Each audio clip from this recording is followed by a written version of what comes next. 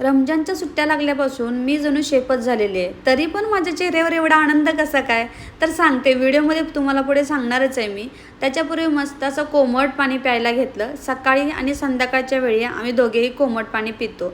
त्यानंतर ना जे मसाले लागणार होते, खडे मसाले, पावडर मसाले, ते सगळे एका डिशमध्ये पहिल्यांदा काढून घेतले. आता मी बनवणार काय आहे, तर मी बनवणार आहे प्रॉन्स बिर्याणी.